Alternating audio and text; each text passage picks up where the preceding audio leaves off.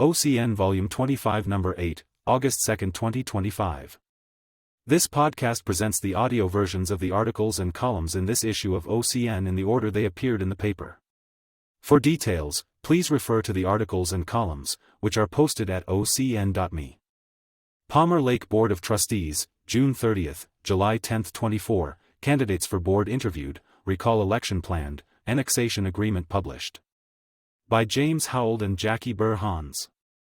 At workshops in June and July, the Palmer Lake Board of Trustees, PLBOT, interviewed candidates for a vacant seat on the board. The board debated how to proceed with the recalls of trustees Shauna Ball and Kevin Dreyer and with the petition to require annexations to be approved by the voters. Having decided to hold an election to settle the recalls and the question of annexations, the board grappled with the details of how that election would be held. The board continued its work on a plan to develop the Elephant Rock property. Town Administrator Dawn Collins announced her resignation at a previous meeting and said July 17 would be her last day with the town, setting in motion an effort to recruit her replacement. The board met in its capacity as local licensing authority to consider two modification of premise requests from cannabis businesses and a request for a new liquor license. Finally, late in the evening of Friday, July 25, the board released details of the annexation agreement it has negotiated with Buc-ee's. Publication of the agreement does not complete the annexation process. The board will still need to vote on whether to approve the agreement. That vote has not been scheduled. Candidate interviews. On June 30, the board interviewed John Marble and Alex Farr for the vacant board seat created when Dennis Stern resigned and was appointed mayor. The appointee will serve the remainder of Stern's term, which ends in 2026. Marble said he was a political science major at the Metropolitan State University of Denver. Farr discussed his experience as a firefighter. Marble's and Farr's interviews are posted on the town's webpage here, https://www.youtube.com/live/1-usv9ci2h0. On July 10, the board interviewed Mike Boyett and Beth Harris. Boyett said he had 46 years of experience working for water utilities and was currently a member of the Palmer Lake Sanitation District Board. Harris emphasized her decades of experience in the financial industry. Boyett's and Harris's interviews are posted on the town's webpage here, https://www.youtube.com/live/h0azqbyjip8. Following the interviews on July 10, the board decided to table the vote to fill the board vacancy until a meeting to be held on Monday, August 4 at 5 p.m. at the town hall. Recalls acknowledged and election date set. At the June 30 regular session, Town Administrator Dawn Collins told the board that if Ball and Dreyer did not resign, the board was required by Colorado statute to set a date for a recall election. That election would need to be held between 30 and 90 days from June 23, when the recall petitions were determined to be sufficient. Collins recommended September 9 as the date for the recall election because GovPro Consulting LLC could support the election, and it could also address the ballot initiative requiring annexations to be approved by the town's voters. Ball said she had done nothing wrong or illegal and would not resign. Dreyer said he would not resign either. Ball moved to acknowledge the recall petitions for herself and Dreyer and to set September 9 as the date for a mail ballot election. The motion passed unanimously with votes from Ball, Trustee Tim Caves, Dreyer, Trustee Amy Hudson, Trustee 8S Jerka and Mayor Stern. Following the vote, Jerka said he had reached out to El Paso County Clerk and Recorder Steve Schleicher to ask for his help with the recall election. Annexations to go before voters. At the June 30 meeting, Town Attorney Scott Krob told the board that a petition for an initiated ordinance requiring voter approval for all annexations had been determined to be sufficient on May 27. The ordinance would require an election for all annexations, even those approved prior to the adoption of the ordinance. The board had three choices, Krob explained: approve the ordinance at the current meeting, add the vote on the ordinance to the election just scheduled for September 9, or pass a resolution providing an alternate ordinance. Krob said the proposed ordinance would apply to any annexation applications that came to the board within 1 year of the passage of the ordinance, any annexation application submitted after September 9, 2024, including the flagpole annexation requested by Buc-ee's. Neither the determination of eligibility for annexation nor the town's ability to negotiate an annexation agreement would be affected by the ordinance, Krob said. Collins said she believed the election could cost between $25,000 and $30,000 due to the cost of printing ballots. Stern asked for public comment and many residents took advantage of the opportunity to speak in favor of voter approval for annexations. Among the speakers were Sean Sawyer of Tri-Lakes Preservation, who said flagpole annexations were divisive and the board should let the voters decide them. Matthew Beverly, who suggested the annexation applicant should pay the cost of an election regarding their request.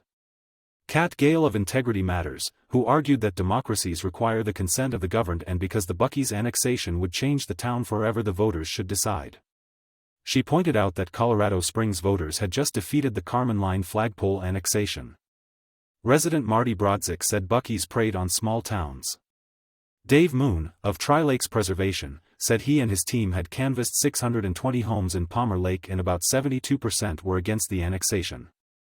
Only 7 people were against voters having a say on whether the travel center will be built.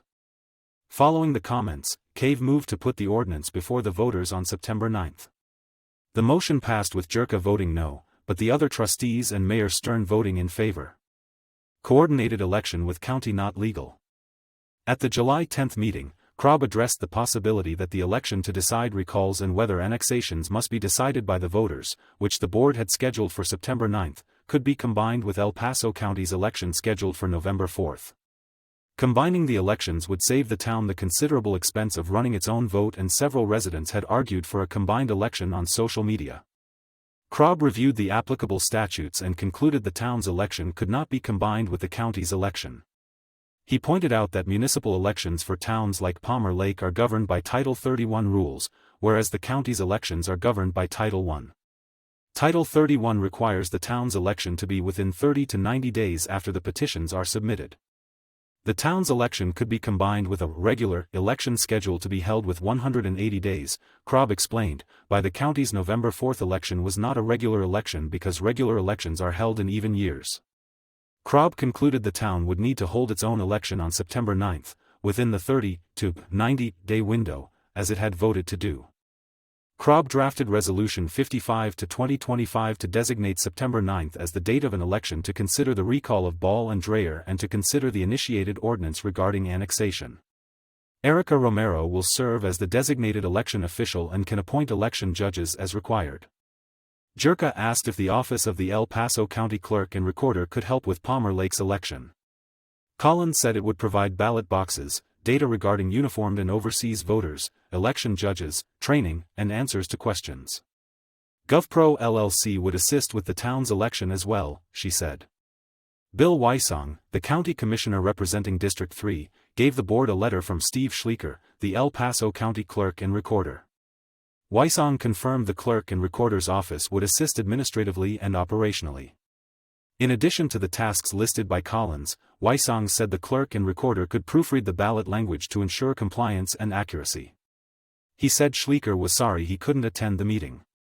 The board voted to approve Resolution 55/2025 and to proceed with its own election on September 9. The board continued the discussion of the election at its July 24 meeting. Newly appointed town clerk Erica Romero told the board that there will be 3 candidates on the ballot for Ball's and Dreyer's seats if they are recalled: Elizabeth Harris, John Marble and Roger Mosley. Harris and Marble are also being considered for appointment to the seat vacated by Stern's appointment as mayor. Clerk and Recorder Steve Schleicher and his Director of Elections Angie Leith attended the meeting to answer questions and eliminate confusion. He confirmed Krob's conclusion that Title I elections and Title 31 elections differ, and the town's election could not be combined with the county's in 2025. He told the board Collins and Romero had handled the planning for the election correctly and agreed with Collins's cost estimate. He emphasized his office could supply experienced elections judges to oversee Palmer Lake's election. Schleicher concluded by saying he would have staff at Palmer Lake to assist on September 9. Board gets assistance with Elephant Rock Development. At its June 30 meeting, the board discussed Resolution 52/2025, which authorizes a service agreement with Prism Design and Consulting Group to perform survey work at the Elephant Rock property. The land surveying services include a boundary survey for the entire property, needed to establish 2 new internal parcels, one for the eco-spa being developed by the Willans, and the other for the lodge parcel. The Willans agreed to pay for the boundary survey of the eco-spa parcel. Legal descriptions and survey markers for the 2 parcels. Topographic mapping and as-built data for the entire property. Prism Design agreed to provide those services for $4,700. The board voted unanimously to approve the resolution. At the same meeting, the board considered 2 more agreements regarding the Elephant Rock property, the first with Community Matters Institute, CMI, to finalize a PD sketch plan and prepare a Plan Development Plan, PDP, plan based on materials provided by Hudson and Caves, at a cost of $30,940, and the second with GMS Incorporated for engineering services for an amount not to exceed $34,240. After discussion and input from architect Bill Fisher and Richard Willans, the board voted unanimously to table both agreements without specifying a date for a future vote. At the July 10 meeting, the board discussed hiring a real estate agent to sell the lodge parcel. Krob said he had not reviewed information received from the realtor recommended by Hudson.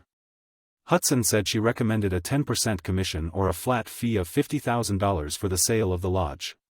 She said she wanted offers from businesses and that she would try to find a second real estate agent. Collins said if more than one agent was considered, a request for proposal, RFP, should be written. It was agreed that staff would prepare an RFP and Hudson and Cave would handle tours for interested agents and bring a negotiation back to the board.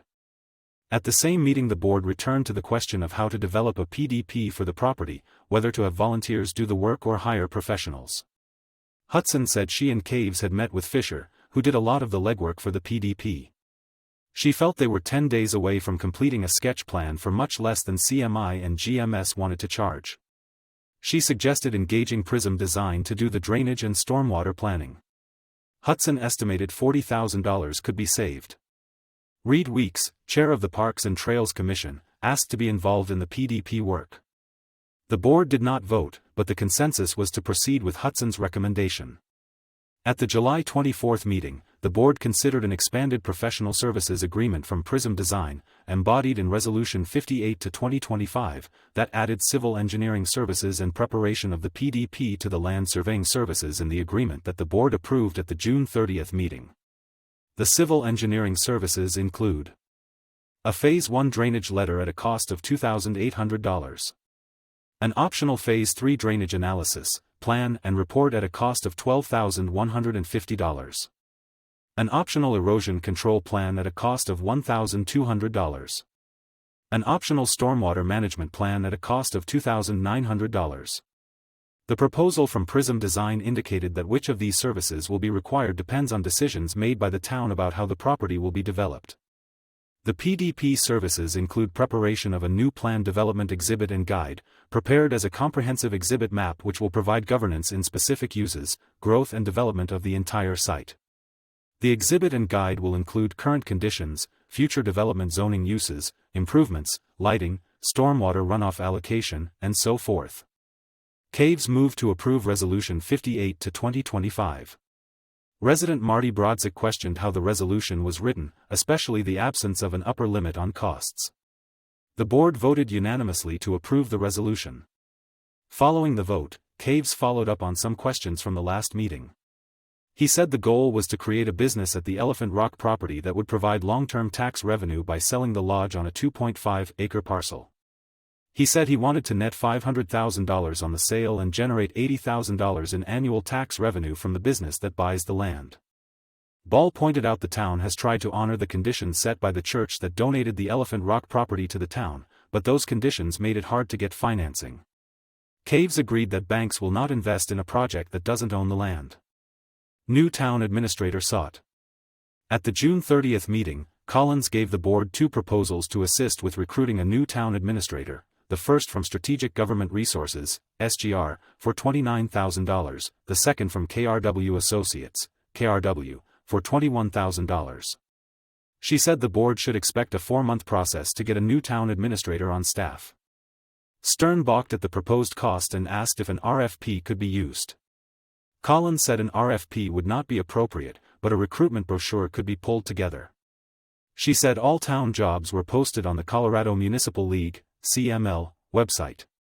Ball said the CML director had offered to assist the town but had suggested the use of a recruiting company.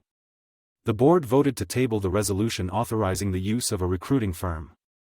At the July 10 meeting, the board returned to the process to replace Collins. The board heard a presentation from Kim Simi of SGR, who emphasized the company's connections with the Tri-Lakes area. Simi said it was reasonable to expect 12 weeks to get an administrator in place. Later in the meeting the board took up Resolution 53/2025, which would authorize the hiring of a recruiting firm. Collins told the board that KRW had withdrawn its proposal but offered to help with selecting an interim administrator. Ball said the Department of Local Affairs could provide interim administrative services but not for free. She said she felt a recruiting firm was needed due to the town's history with administrators and need for an experienced administrator. She said Collins had done an excellent job in showing citizens that we are being transparent, but it will take longer to overcome past ghosts. Dawn turned the town around. Stern asked where $30,000 for the search could be found in the town's budget. Collins said the general fund could cover the expense and there would be $60,000 saved from unused wages. The board voted unanimously in favor of the resolution, authorizing a contract with SGR to be signed. At the same meeting, Erica Romero was sworn in as the town clerk after a unanimous vote by the board. At the July 10 meeting, Chief of Police Glenn Smith was appointed as interim town administrator. Smith discussed his many years in law enforcement, which included a leadership program taught by the Federal Bureau of Investigation. Local licensing authority decisions. The board approved a request from Alpine Essentials to move its medical cannabis operation into the space currently allocated to its recreational sales. Owner Melissa Woodward said the change was requested to improve her business's security. Dino Salvatore, the owner of the Dead Flowers dispensary, asked the board to approve the addition of a drive-through lane for his business. Salvatore said he hoped the lane would offset the business he has lost since Colorado Springs legalized recreational sales. The board approved his request. Finally, the board approved a new liquor license for the 105 Social House, which is moving from its current location to 11 Primrose Street, the previous location of Journey's End Restaurant. Details of annexation agreement with Buc-ee's. The published documents can be found at http://bit.ly/pl proposed annexation. The documents include this disclaimer. Notice, this document represents the understanding of the Palmer Lake Board of Trustees of the items included in the proposal by Buc-ee's to annex and develop within the town of Palmer Lake. It is for informational purposes only. The board has not made any determination as to whether the annexation should be approved and, if so, on what terms and conditions. The board will not make those determinations until the appropriate point in the process, at a public meeting. 1. Water infrastructure. Buc-ee's will cover all costs for drilling and implementing 2 wells, Well A1 and Well A3, a water treatment plant, and a 12-inch water line along County Line Road. Buc-ee's has agreed not to seek reimbursement from the town or other users of the line who may hook into it in the future.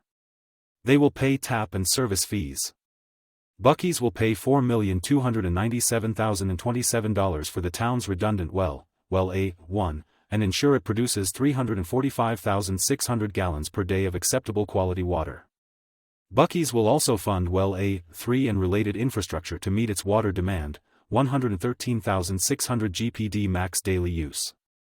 2. Road improvements. Buc-ee's will repair a segment of County Line Road and make substantial improvements to the I-25 interchange at its own expense. Maintenance costs for County Line Road are under discussion with El Paso and Douglas counties. 3. Financial contributions. Sales tax. Buc-ee's will receive 1% of the town's 3% sales tax for 20 years, with the town retaining 2%, estimated to generate $1 million annually. Use tax. A one-time use tax of $379,500 on construction materials. Property tax, estimated annual revenue of $124,066 for the town, plus benefits to other entities like schools and fire districts. Community contributions. Buc-ee's will provide $350,000 to the town within 30 days of opening and $150,000 for open space/public use. 4. Emergency services. Buc-ee's will allow its parking lot to be used for emergency staging. Police and fire departments in other Buc-ee's locations reported minimal adverse impacts, with increased budgets funded by revenue gains. 5. Plan development, PD. Buc-ee's will submit landscaping, lighting, signage, architectural, and other plans for town approval. Lighting will comply with town standards but may not meet dark sky compliance due to safety needs. 6. Store details. The store will be 74,000 square feet with fueling stations but no car wash. A kiosk, paid for by Buc-ee's, will promote Palmer Lake events and artists. 7. Wastewater treatment, provided by Monument Sanitation District. 8. Subdivision and disconnection. The site will be subdivided per town code. If development does not proceed as agreed, either party may disconnect the site. 9. Development agreement. Buc-ee's will reimburse the town for all project-related expenses. Remedies for breaches are limited to specific performance, not monetary damages. Key benefits to Palmer Lake. Fully funded water and road infrastructure improvements. Significant tax revenue and community contributions. Minimal anticipated strain on emergency services. The next regular board meetings are scheduled for August 14 and 28. See the town's website at www.townofpalmerlake.com to confirm times and dates of board meetings and workshops. Some meetings are scheduled just 24 hours in advance. Meetings are typically held on the second and fourth Thursdays of the month at the town hall. Information: 719-481-2953. James Howald can be reached at jameshowald@ocn.me. Jackie Burr-Hans can be reached at jackieburhans@ocn.me. Monument Town Council, July 7 and 21. Council focuses on growth, state mandates, and strategic planning. By Chris Jubb. In a pair of July meetings, the Monument Town Council, MTC, worked through a hefty agenda that included local ambitions and state-imposed challenges. Council members discussed economic development goals, infrastructure projects, and compliance with new state housing laws. A joint session with the Planning Commission focused on the town's 2040 comprehensive plan. Additional topics included lighting ordinances, financial reports, and public feedback. Study session, economic development goals and objectives. At the July 7 study session, Council members focused their attention on setting clear economic goals for 2025 and 2026. Town Manager Madeline Van Den Hoek led the discussion, outlining existing strategies tied to the Monument 2040 Comprehensive Plan. The plan emphasizes a vision for livable, walkable communities with engaging local amenities, which Council members agreed is critical for attracting new residents and businesses. The Council discussed forming a dedicated economic development committee made up of officials, business owners, and local residents to help define and support these goals. Ideas included boosting local tourism through public art and partnering with organizations like DECA to bring students into the conversation. DECA is a not-for-profit group that prepares young people to be leaders in various fields. Councilmember Laura Cronick stressed the importance of engaging youth, while others pointed out that job creation must remain a key metric for success.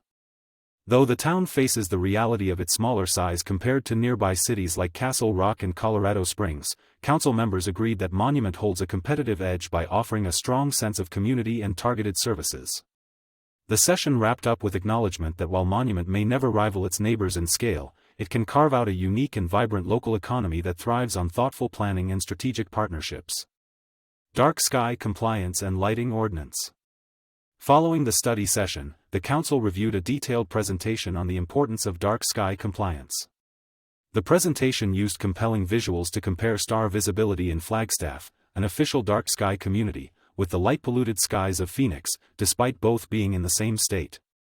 Presenters emphasized that shielded lighting not only improves nighttime visibility and safety but also benefits businesses, citing research showing increased customer traffic and fuel sales following lighting upgrades. The discussion also highlighted Monument's potential to achieve similar benefits while preserving its natural environment. LED technology was promoted as a cost-saving solution, with the potential to cut energy use by up to 75%. Council members leaned toward encouraging compliance through community education and incentives rather than mandates, though sunset provisions for outdated fixtures were also explored. Water projects approved despite budget concerns. The Council unanimously approved 2 key water infrastructure resolutions and engaged in a candid discussion about contract structure and cost overruns in public works projects. The presentations by Public Works Director Tom Tharnish aimed to clarify engineering and construction practices, reinforce the urgency of infrastructure upgrades, and offer transparency about budgeting challenges. Resolution 46 to 2025 approved Addendum No. 1 to the town's 2020 engineering agreement with JDS Hydro Consultants, now operating as RESPEC. The original project, designing a new water storage tank off Beacon Light Road on Monument Hill, had stalled in 2021 due to complicated land survey issues. With those issues now resolved, the town is restarting design work to accommodate updated operational demands and tank size considerations. RESPEC will now finalize the structural design, update plans for larger capacity, 1.5 or 2.0 million gallons, and prepare necessary documentation for the Colorado Department of Public Health and Environment, CDPHE, and county approvals. The approved contract, not to exceed $269,700, includes a full geotechnical analysis, final design drawings, a CDPHE basis of design report, and assistance through the bidding process. Tharnish noted that continuing with RESPEC makes logistical and financial sense given the firm's extensive prior involvement. The second resolution, 47 to 2025, also involves RESPEC and addresses a pressing issue related to El Paso County's forthcoming upgrade to Beacon Light Road. The county's road redesign calls for significantly lowering the roadway, which would leave the town's existing water pipelines dangerously shallow and out of compliance. Compounding the problem, these 50-year-old lines were installed without easements and have reached the end of their useful life. The resolution authorizes RESPEC to design 2 new water pipelines, supply and return lines to the Monument Hill tank, with a not-to-exceed contract value of $68,000. Town staff emphasized that coordinating this pipeline redesign with the county's roadwork could save significant costs by bundling mobilization and construction. The pipeline work is time-sensitive as El Paso County plans to break ground on the road project this fall. While both resolutions passed by a unanimous 7-0 vote, they were not approved without scrutiny. Several members voiced frustration over escalating project costs and questioned whether the proposed solutions were truly cost-effective. They also challenged staff to be more proactive in communicating financial implications earlier in the process. The council showed concern that even with not-to-exceed language, actual spending could creep higher due to changes in scope or unforeseen issues. The town's commitment to infrastructure improvement remains strong, but members made clear that cost containment and oversight must be equally prioritized moving forward. Monument's future takes shape in joint planning meeting. On July 21, the Council and Monument Planning Commission held a joint meeting to review progress on the town's 2040 comprehensive plan. This marked the second collaborative session between the two boards and included a presentation by the Lakota Group, the consulting firm contracted to guide the planning process. Town Planning Director Dan Ungerlater facilitated the meeting and introduced Miriam Moradian, Monument's newly appointed senior planner. The meeting centered around the existing conditions report, which concluded Phase 1 of the comprehensive plan. Based on significant public engagement, including 20 focus groups, 2 pop-up events, 1 community meeting, and 210 survey responses, the report detailed both the assets and challenges facing Monument. Residents value Monument's small-town character, natural beauty, and historic charm. However, concerns about increasing development pressure, traffic congestion, and the potential loss of community identity were repeatedly raised. Monument's population has more than doubled since 2010, now home to over 6,200 residents across 2,246 new households.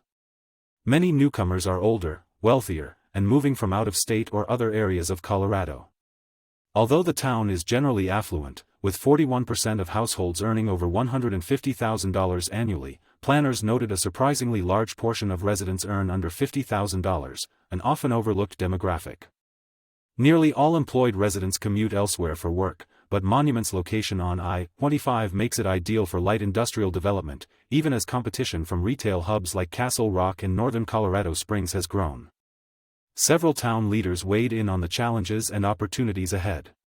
Mayor Mitch LaKind acknowledged the tale of two cities divide between the east and west sides of town and asked how Monument might attract more high-paying jobs locally.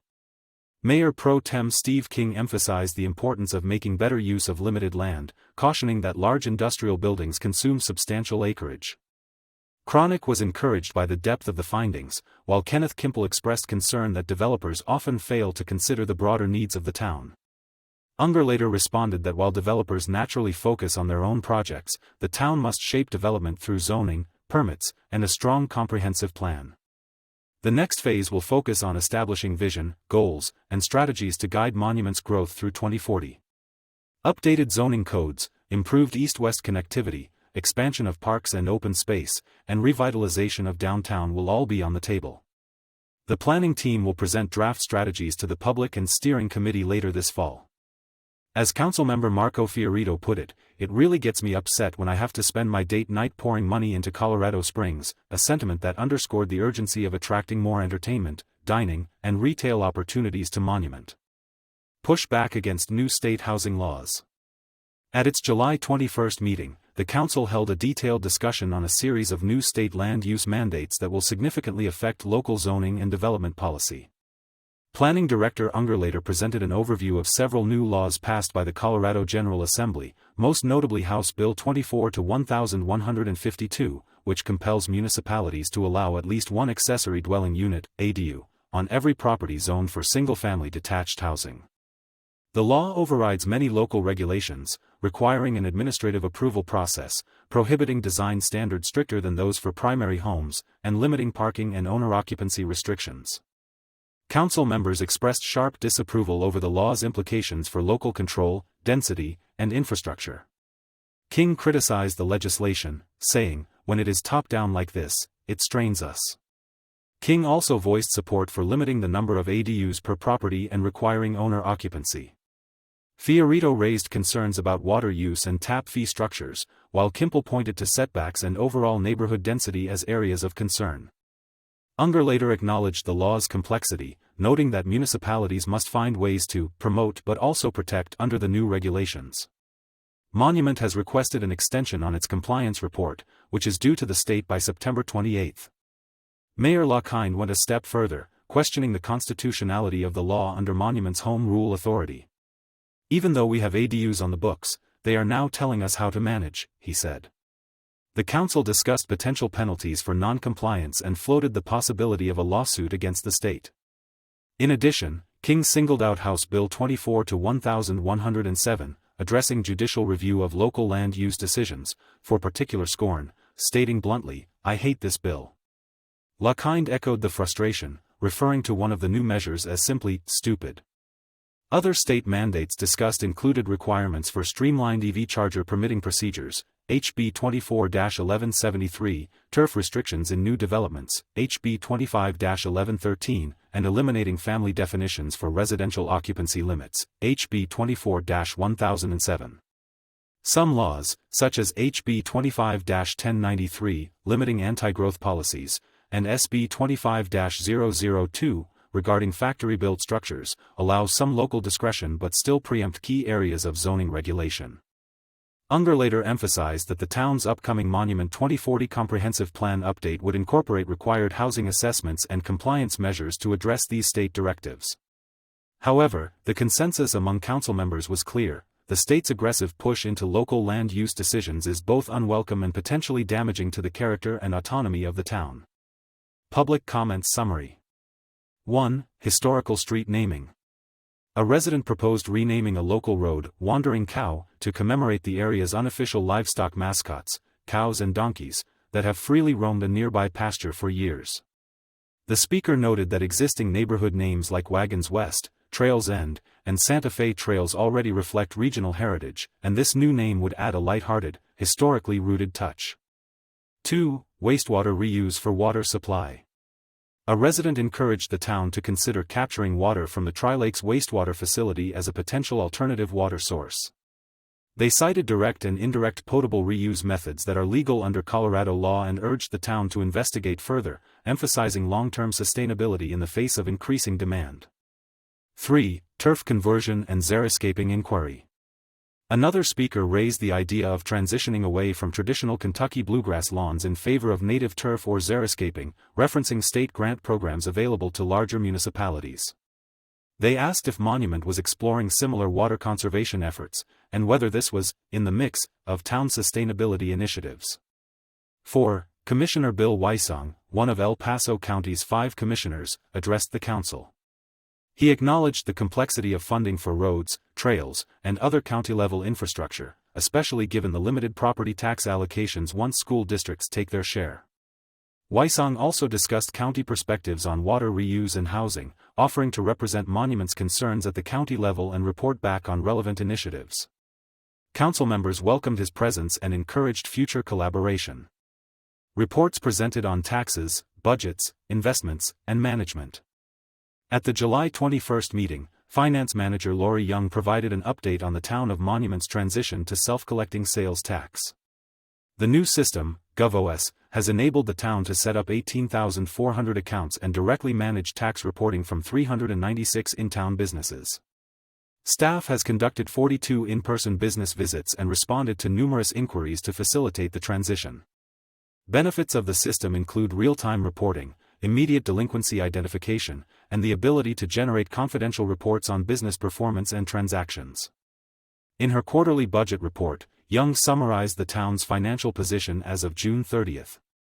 The general fund benefited from a $400,000 subsidy from the 2A fund, along with savings from eliminating and freezing several administrative and police department positions.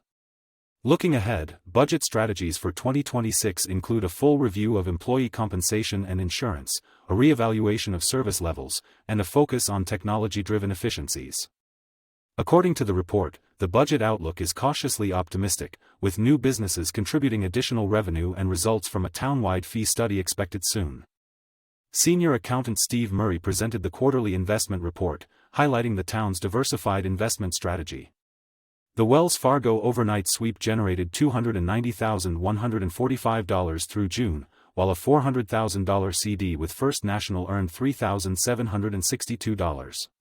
The Colorado Trust account, which includes a variety of reserve and special purpose funds, brought in $183,665. Other notable sources of income included BOK Financial, $5,477, and restricted government bonds through Piper Sandler totaling $10.8 million in holdings. Overall, the report said, the town's investments are performing steadily with a focus on liquidity, safety, and returns. Town Manager Madeline Van Den Hoek provided a comprehensive report on town operations. Highlights included the successful town picnic and employee recognitions, the dedication of a P-51 Mustang sculpture at Town Hall, and ongoing updates to the municipal code. Her team has launched planning for the 2026 budget and begun outreach for the Citizens Service Level Committee. Other major efforts included Laserfiche records management implementation, business retention site visits, improvements in IT infrastructure, and strong coordination for the July 4th events. Van Den Hoek commended staff for their continued progress and community engagement. Special recognition was given to her executive assistant and communication and event specialist Portia Herman for her outstanding work organizing this summer's concerts in the Park Series, which have drawn strong community attendance and positive feedback. The Monument Town Council usually meets at 6:30 p.m. on the first and third Mondays of each month at Monument Town Hall, 645 Beacon Light Road. The next meetings are scheduled for Monday, August 4th and 18th. For more information, call 719-884-8014 or visit www.townofmonument.org. To view upcoming agendas, complete board packets, or download audio recordings of past meetings, visit http://monumentonco.minutesondemand.com and click on Town Council. Chris Jub can be reached at chrisjub@ocn.me. Monument Planning Commission welcomes new leaders, reviews major development amendment and vision for Monument's future. By Janet Sellers. In the July 9th meeting marked by new leadership and forward-looking discussion, the Monument Planning Commission addressed several significant developments shaping the future of the town. The agenda included the election of new officers, the introduction of a new commissioner, a detailed public hearing on a key development proposal, and updates on Monument 2040, the town's comprehensive plan for long-term growth. New faces and roles on the commission. The evening began with the announcement that Chair Trujillo would be stepping down from his position.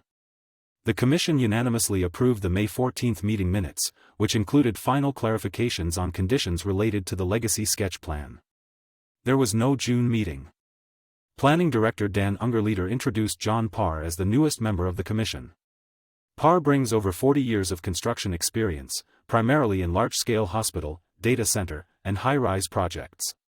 Though new to municipal planning, Parr expressed enthusiasm for supporting Monument's future through informed growth and community engagement. Leadership elections followed, resulting in Ray Egley being unanimously elected as the new chair, and Corey Peterson as vice chair.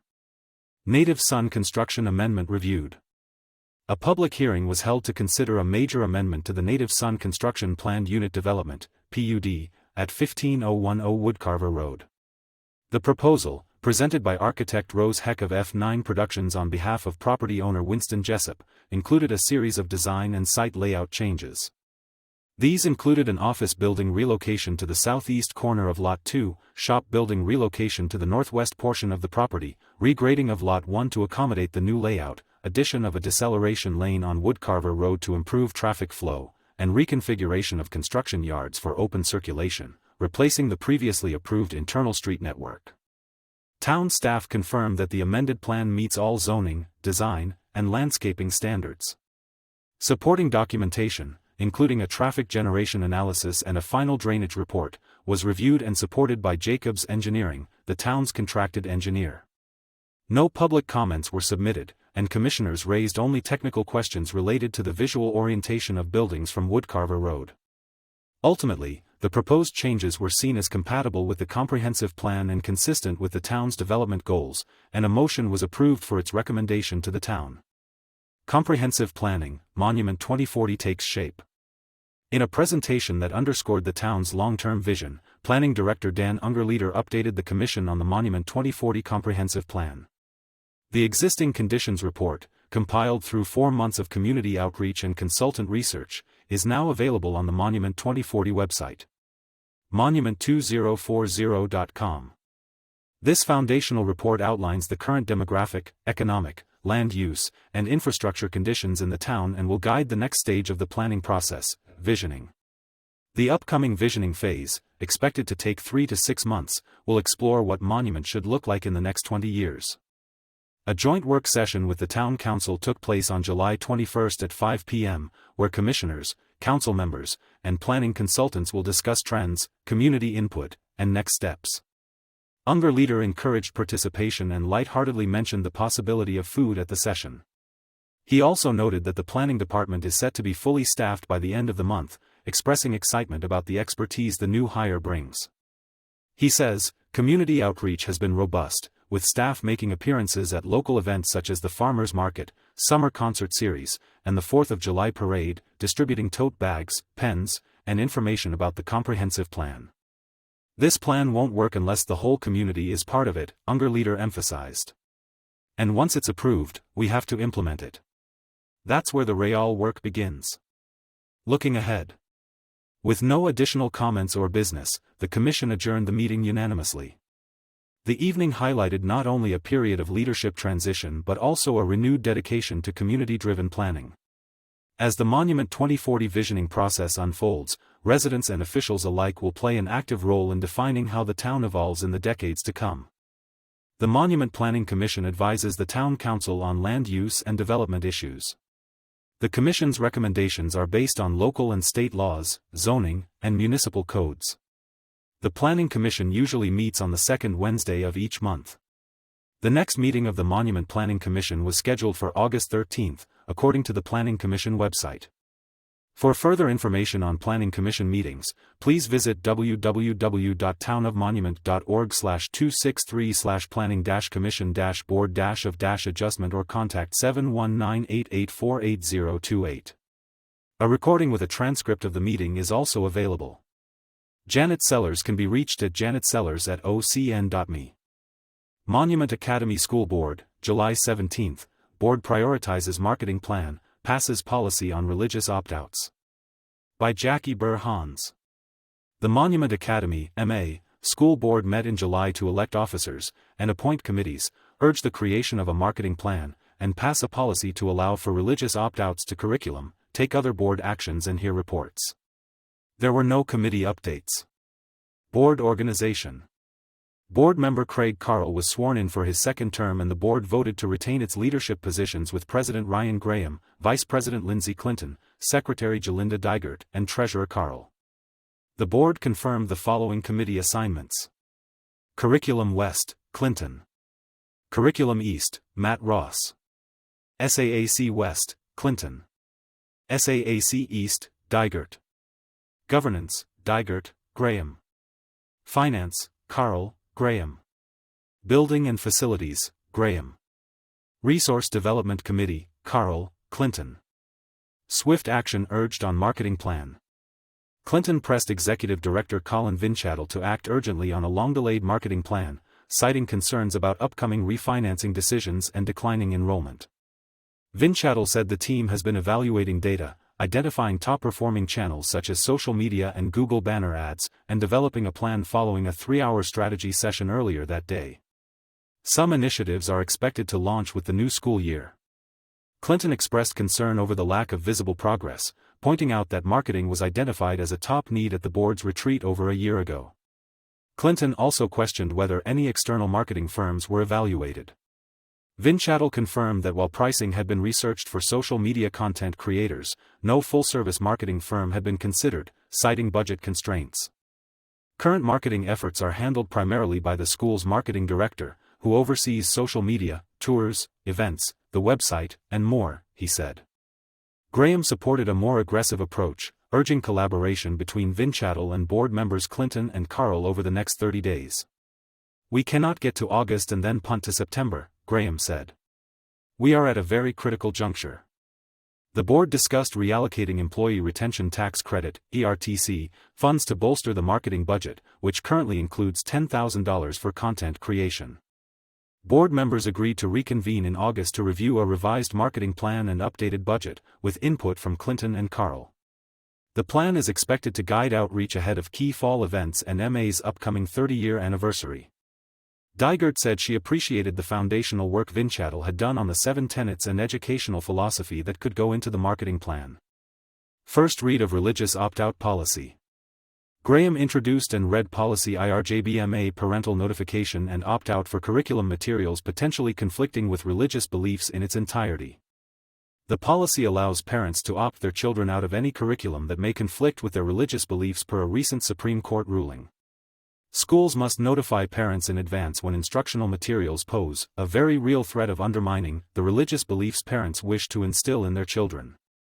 Teachers must identify sensitive content and provide alternative assignments. The policy lays out guidelines, training, and processes, saying it will be implemented neutrally for any religious or secular perspective. The policy says the school will continue to comply with Colorado anti-discrimination laws and ensure that all students feel safe and supported. The draft policy is available at bit.ly/mabordocs for the July 17 meeting. Graham noted that some of the wording needed to be revised as it said district and should say school. He also said it should be explicit that kids who are opted out will be taken to a different classroom. Clinton expressed concern that it had an exception for spontaneous selection of curriculum, saying that there were processes for curriculum selection and review. Carl asked if teachers were being trained on what topics might raise concerns, and Vinchattel said he was working with lawyer Brad Miller to explore what the guidelines might look like. Dygert asked if there was a list of current curricula available for parents. Vinchattel noted that there were documents on the scope and sequence for core knowledge, and some loose documents on what high school students read, but said those could be formalized. Graham said the topic would come back to the board in August. Highlights. Board meeting highlights include: Executive Director. Vinchattel updated the board on his action plan that resulted from the organizational audit that was performed in the past year, highlighting accomplishments in academics, budgeting, professional development, educational philosophy, job descriptions, and curriculum. Finance. Director Laura Poland reviewed May numbers by school and fund, saying that total income for all 3 schools is $707,000 less the cost of the modulars and the parking lot purchase. There was a loss of $58,000 overall for May, but MA is still ahead on a year-to-date basis. Poland is preparing for the 2024 audit. Staff welcome breakfast. The board unanimously voted to authorize up to $2,000 to provide breakfast to the staff on the first full day of work on August 7. Vinchattel invited the board to come in and introduce themselves to new and returning staff at the West Campus. Aerolab contract. The board approved a contract with Aerolab, pending legal review, to provide programming for MA's homeschool enrichment program for middle and high schoolers.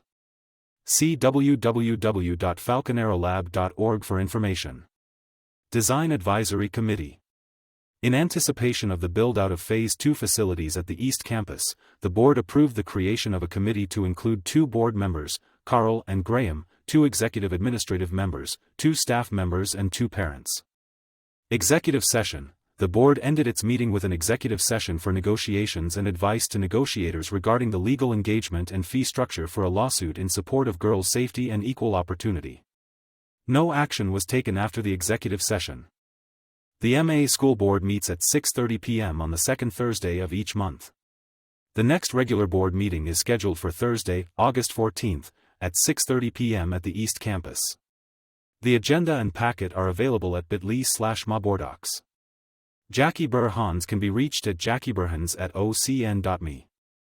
Monument Fire District, July 23, Station 2 operational, property inclusion approved. By Natalie Barsh. At the Tri-Lakes Monument Fire Protection District, TLMFPD, DBA, Monument Fire District, MFD, meeting on July 23, the board heard multiple station updates and that crews had reoccupied the remodeled Station 2. The board held a public hearing before approving an inclusion of property and received an update on the 2024 audits. Director Cody Peterson was excused. Vice President John Hildebrandt joined the meeting via Microsoft Teams at 4:37 p.m. Station updates.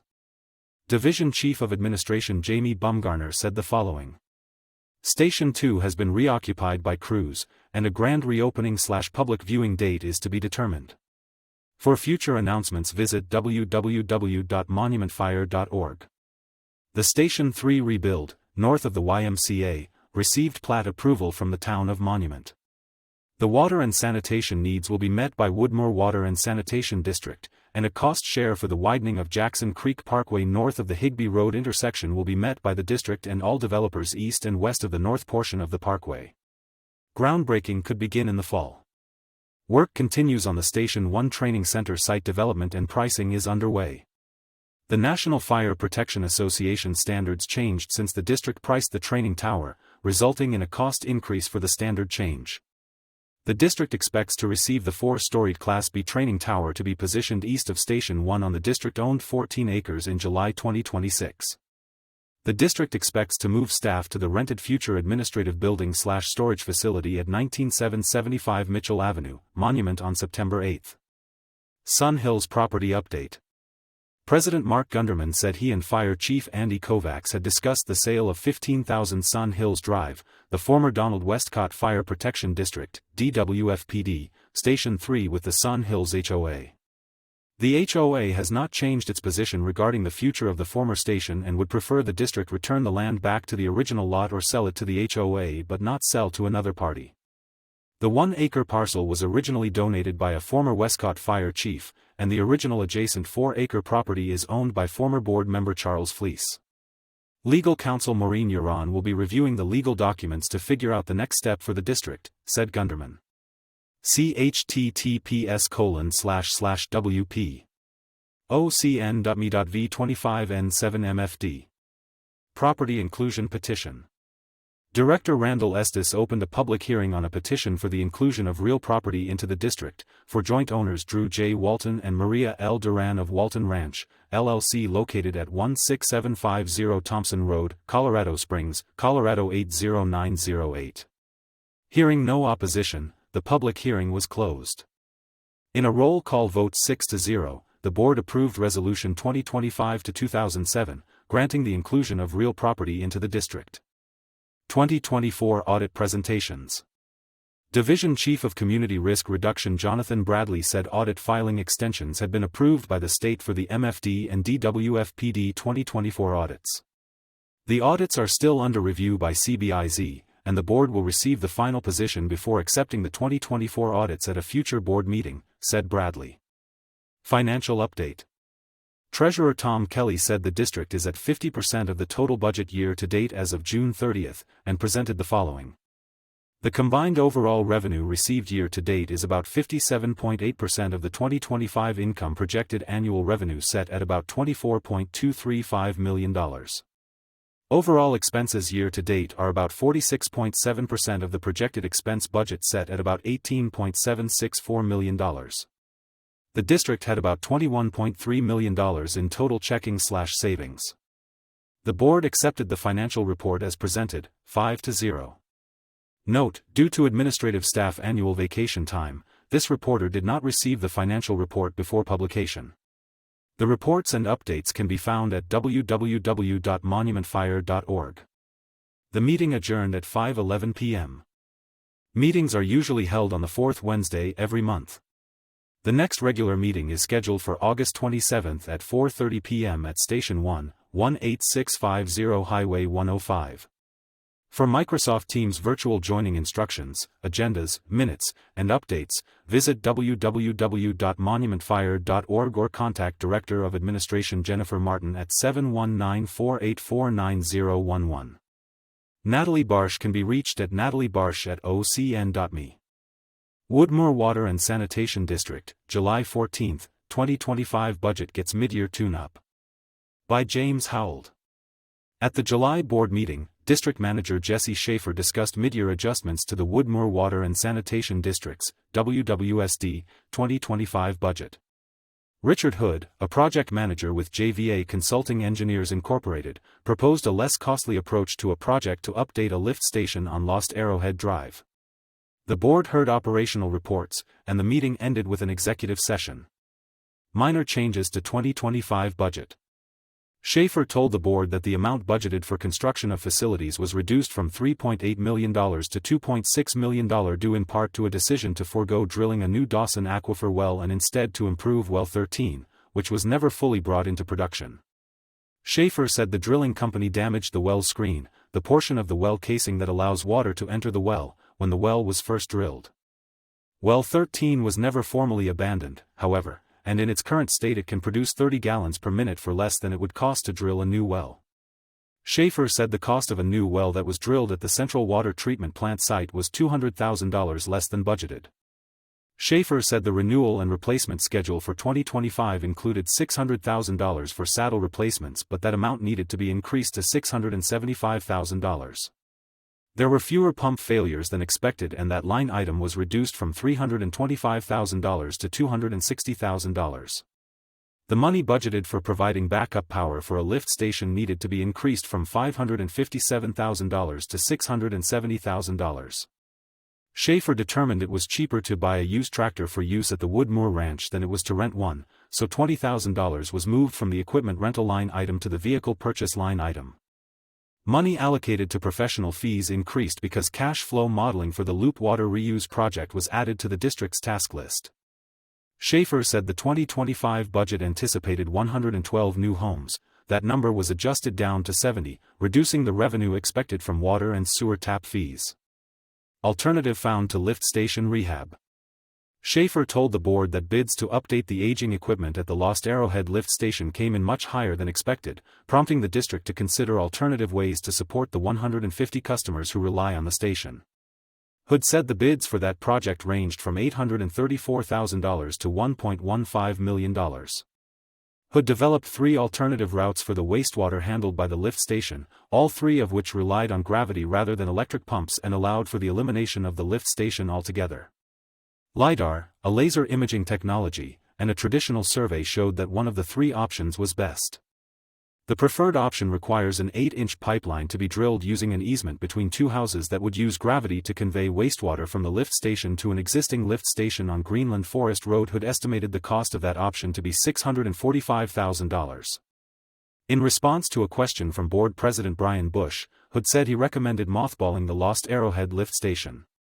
Schaefer suggested pulling the pumps and electronics and filling it with sand. Hood said that, in addition to saving operating costs by eliminating a lift station, the proposed solution would solve an existing capacity problem. The Lost Arrowhead lift station is overfilling manholes when operating at peak capacity. That problem would be solved by rerouting the pipeline, according to Hood. Operations Superintendent Dan LaFontaine pointed out that the Lost Arrowhead lift station was built before the Greenland Preserve subdivision was built. Board Treasurer Dana Franson said the proposal would save $200,000 up front and there would be additional savings on operating costs. The board authorized Schaefer to pursue the solution as proposed by Hood. Operational reports. In his financial report, Franzen said the district was on track for almost all revenue items. The board voted unanimously to accept the report. In his manager's report, Schaefer updated the board on the state of the Loop Water Reuse Project. WWSD is one of 3 districts participating in that effort. He said he expected Burns and McDonnell to have its design for the Loop's water treatment plant to 30% completion by Halloween and its design for the lift stations and pipeline to 30% completion by Thanksgiving. A request for proposal for a plan to enlarge Calhoun Reservoir had been published, and Schaefer said he expected that design to be 30% complete by the end of the year. Once these plans and designs are 30% complete, a more accurate opinion of probable cost for the entire project will be possible, Schaefer said. Schaefer also mentioned that the district was considering moving to a different vendor for online billing if Express Bill Pay can't quickly resolve a billing problem reported at the last board meeting. He said office staff manually corrected the billing problem when it occurred so that it doesn't impact customers. In his water report, LaFontaine updated the board on his ongoing work to lower the district's unaccounted for water. Repairing 2 leaks his team located last month did not reduce the unaccounted for water as much as he had hoped, LaFontaine said. The district is replacing older saddles, which connect service lines to main lines, and most of the saddles replaced are found to be leaking, which suggests the water loss may be due to many small leaks rather than a few larger leaks. The rainy weather has kept Lake Woodmoor fuller than expected, he said. In her report, District Engineer Sidney Salins noted that Well 12R, being drilled in the Woodmoor Preserve, was nearing completion. She said the well was fully developed, that is, the silt and sand from drilling had been removed using compressed air or water. The sound walls should be removed by July 23, she said. Executive session. The meeting ended with an executive session to get legal advice on negotiating positions regarding potential agreements with the Mines Shopping Center, Buff's Wash, the Loop Water Authority, Monument Fire District, Classic Homes, and CSI Construction Company. The next meeting is on August 11 at 1 p.m. Meetings are usually held on the second Monday of each month at 1 p.m. at the district office at 1845 Woodmoor Drive. Please see www.woodmoorwater.com or call 719-488-2525 to verify meeting times and locations. James Howell can be reached at jameshowell@ocn.me. Monument Sanitation District, July 16, Buc-ee's Potential Impact Studied. By Jackie Burr-Hans and James Howell. In July, the Monument Sanitation District, MSD, board met briefly to hear operational details from District Manager Mark Parker, who focused on studies underway to assess the impact of wastewater from the proposed Buc-ee's Travel Center. Parker also discussed an ongoing evaluation of the district's wastewater collection system. Buc-ee's wastewater expected to have little impact. Parker told the board the estimate of the wastewater the proposed Buc-ee's Travel Center would produce had been revised using actual numbers from a like-sized Buc-ee's and now stood at 27,000 gallons per day. He said the district's engineers were not worried about the updated estimate, which was a minimal fraction of what the district is currently processing. That amount was a lot less than the residential development that was previously planned for the site would have produced, Parker said.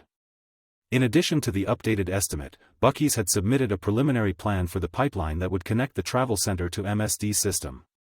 Parker explained that El Paso County was pushing Buc-ee's representatives to finalize their plans for the infrastructure required to move wastewater from the travel center into MSD's collection system so that the county could start improvements to Beacon Light Road that include leveling and straightening the road.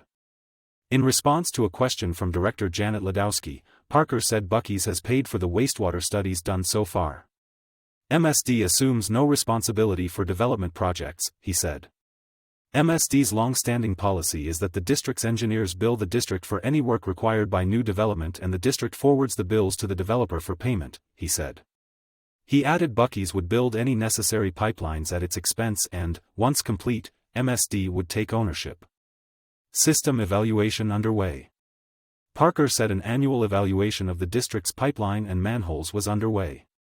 An assessment of the pipelines had been completed with no major issues found. The manholes would be inspected, photographed, and evaluated for inflow and infiltration. Parker said he expected the evaluation to be complete by the end of August. Parker also mentioned that security upgrades, including video and motion sensing lighting, were underway at district facilities.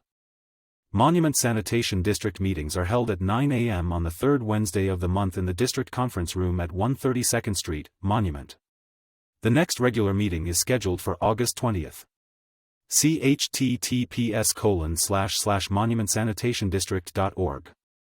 For a district service map, see https://monumentssanitationdistrict.org/district-map. Information: 719-481-4886. Jackie Burr-Hans can be reached at jackieburhans@ocn.me. James Howald can be reached at jameshowald@ocn.me. Donala Water and Sanitation District, July 17, Board Tours Treatment Facility, Adjusts Sewer Bills.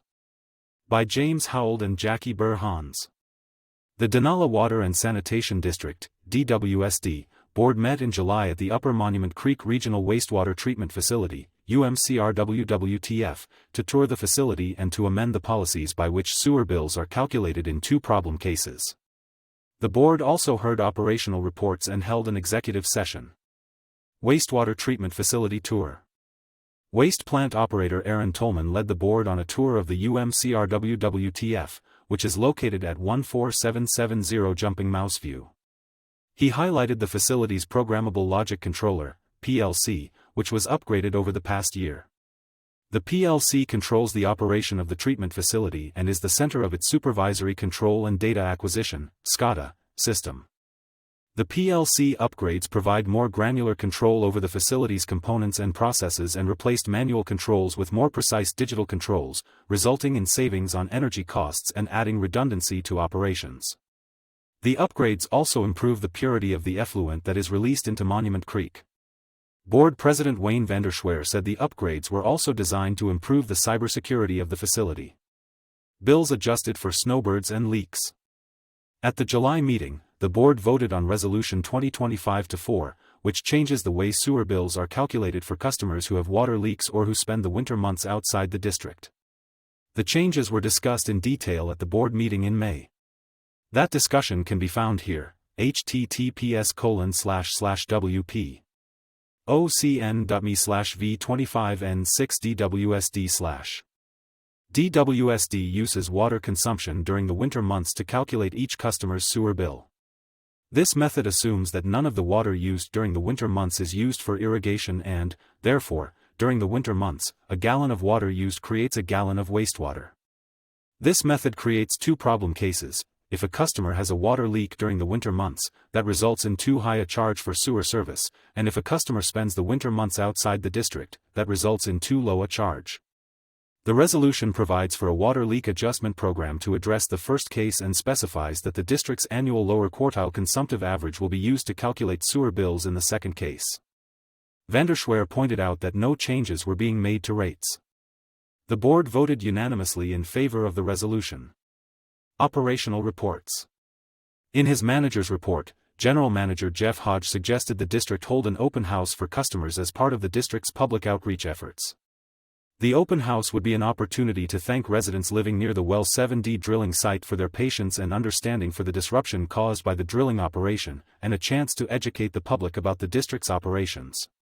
He proposed Thursday, September 25 from 4 to 7 p.m. for the open house. Hodge also updated the board on the status of the Well 7D re-drilling project. The well is done, he said, and water testing is underway. Helen Melinda Lawrence of LRE Water is calculating the amount the district's water rights will allow it to pump from the well. The Colorado Department of Health and the Environment will need to provide the permit for the well. Preliminary tests show good water quality, Hodge said, adding he expected the well to produce 200 gallons per minute. In his water report, Superintendent of Water Operations Ronnie Wright told the board repair work on the lid of the east water tank was complete and the next step would be to sandblast the west water tank. In his wastewater report, Tolman said Timberline Building Systems had installed an ultrasonic flow transducer in the flume through which the UMCRWWTF discharges treated effluent into Monument Creek. The transducer is integrated with the facility's SCADA system. Executive session. The meeting ended with an executive session to receive legal advice from counsel regarding the district's pending water court application in case number 24 CW 3019.